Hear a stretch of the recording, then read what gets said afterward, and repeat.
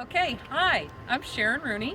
I'm current president of Cape Cod Rowing, and I'm here to teach some great athletes a little bit about indoor rowing tonight.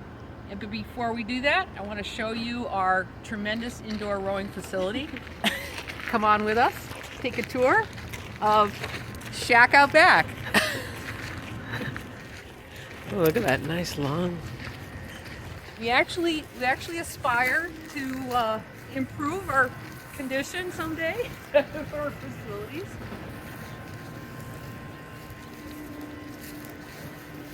Should I keep talking or not? Yeah, why not? Okay. So this is the clubhouse, and it has lots of memorabilia from days gone by when there were a bunch of kids led by a coach with some big dreams. And they went to Europe. They went to did a lot of rowing overseas, and they rowed here, I guess, in the off season or training to do their thing out on the water.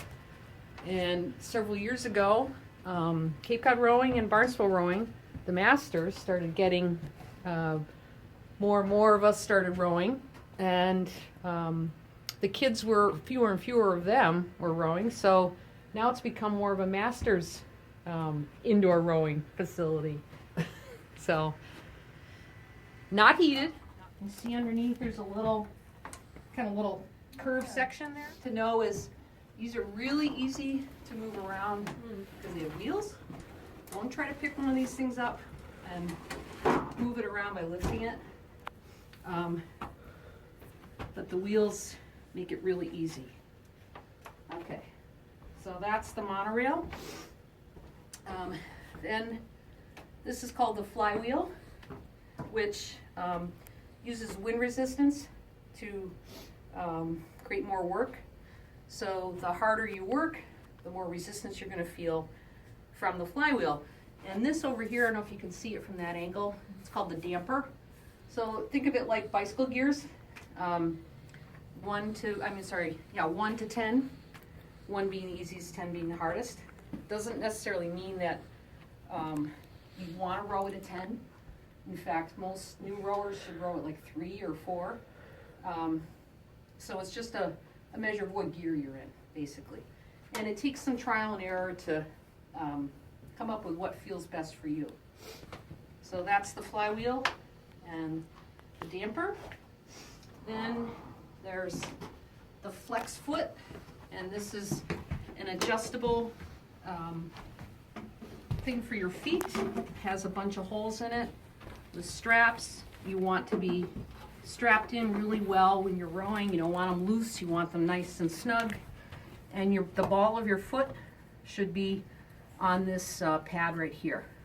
So you can adjust them up and down depending on how tall you are. What you want to look for, again, is that the ball of the foot is on there, and we can adjust you once you get seated to make sure you're at the proper foot setting. So that's the flex foot. Then there's called the shock cord and the handle. You don't want to leave this here, this little hook for it, but when you're done rowing, it's best if you leave it up at the top, because if you leave it down here, it puts too much strain on the chain and causes it to wear out faster.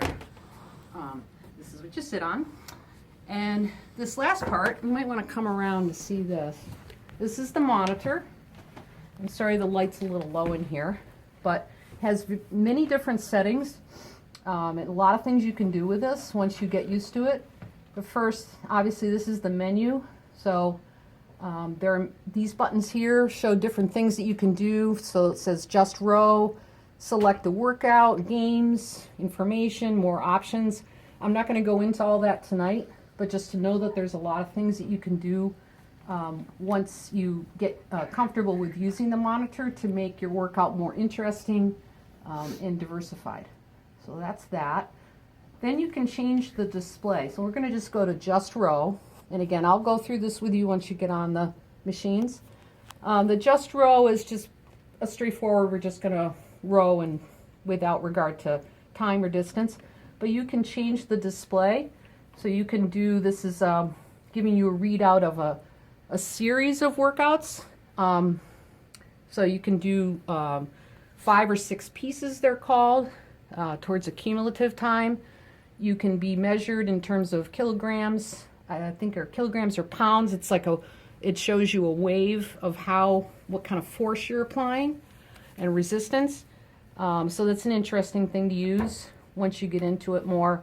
Or you can row against a pace boat. So if you had a set distance or a time you wanted to achieve, you can be rowing against a boat. So it keeps your mind occupied. And then watts is another way you can measure your work effort. So just quickly, what this is showing us here at the top is the total time that's been rowed, the number of minutes it takes to row 500 meters, which is otherwise called your split. So Amy has mentioned to one of you, I think, about what's your split time. That's how far you rowed or what your time elapsed for 500 meters. And sorry, I can't even read this down here, but I think this is total meters maybe. And down here is your stroke rate. So this is something we'll talk about a little bit as we get into it. This is how many strokes you're taking per minute. So that's just simply what those different measurements or indicators are. And then finally, you can change the units into metric and, tenths of a second and all that kind of stuff. Well, we aren't going to do any of that tonight. So those are the basic components of the machine: the flywheel, the damper, the handle, the cord, the monorail, and the monitor. All right. So and again, the flex foot. So what I'm going to do next is just show you very simply the components of the stroke. And there are really just 4 components.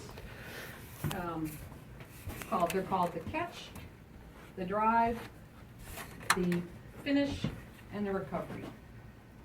The catch is where your shins are basically vertical, and you're leaning forward slightly. We're going to be talking about 11 to 1 o'clock, but basically your body swing is never going to go further than that, or you don't want to. So at a 1 o'clock position, this is the catch. Then the drive is where your legs start to extend. The finish is where you bring the handles in just below the bra strap or your chest, male or female. And then the recovery is the return, basically, the hands over the body. So the catch, drive, finish, recovery. Catch, drive, finish, recovery. So just those four components: catch, drive, finish, recovery. One thing you'll notice is that as I'm doing that, so I'm leaning forward a little bit at the catch, drive, I start to lean back, pushing with the legs, finish, so leaning back a little, recovery, start the whole process again. And one term I want you to think about once you get on the machine is this idea of boxing out, which is, imagine that you had a box on your lap, and when you have, let's see if I can say that right. So when your hands are where that box would be, so essentially in this area, your knees should be down. So think of this area here as boxing out. What you'll see a lot of us have done is people roll like this. Your knees are coming up, and that's like the biggest, most common mistake that people make. So try to imagine that you've got something on your lap, and while you're in this area, your knees stay down. And that's about all there is to it, right? Simple enough.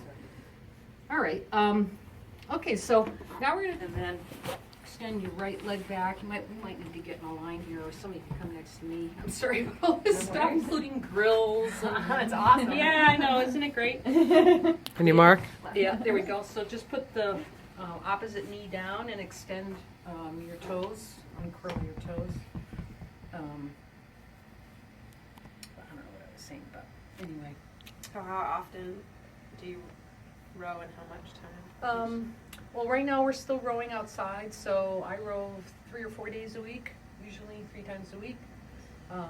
And erging in the wintertime, maybe about the same, depends. 2 to 3 times a week.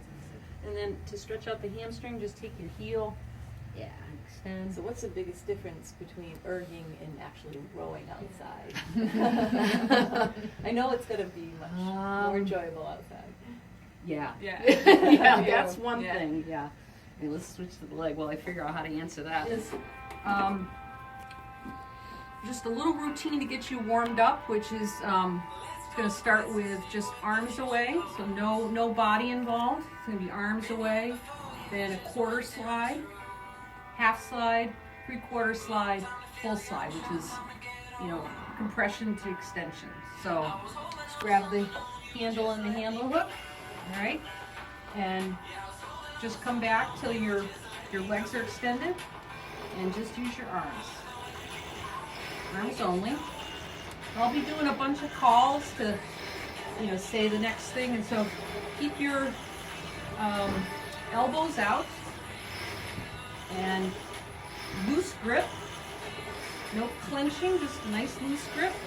And you can choose whether you want to be here or on the ends.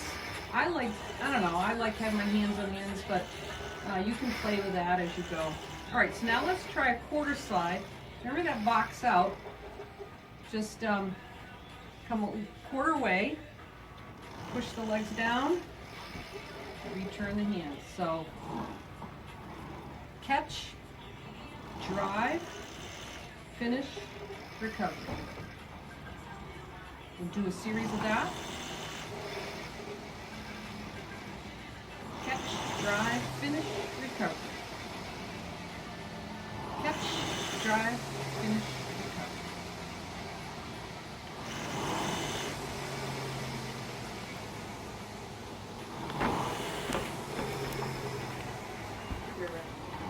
Keep your wrist flat. Yep. Shoulders nice and relaxed. Got up here, just nice and relaxed. Okay, let's go to half slide now. So a little further up the slide. Push knees down. Cover. Catch, drive, finish, recover. Okay, we'll pick it up a little bit. Knees down. Remember that box out? Knees down.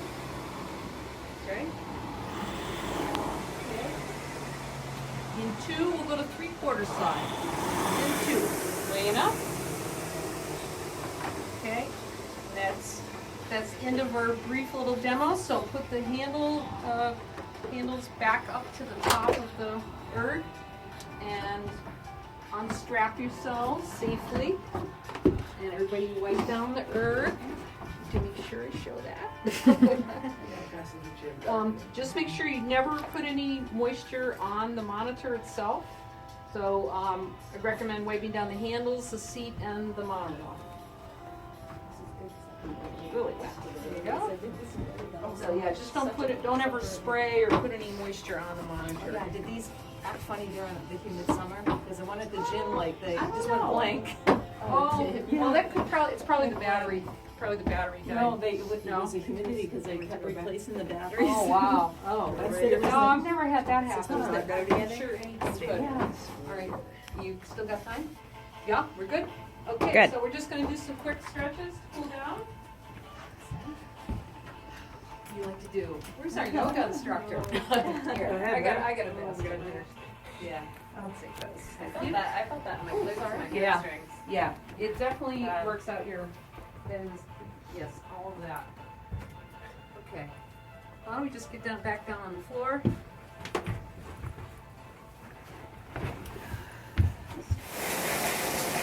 Knees down. Badass. Bitches.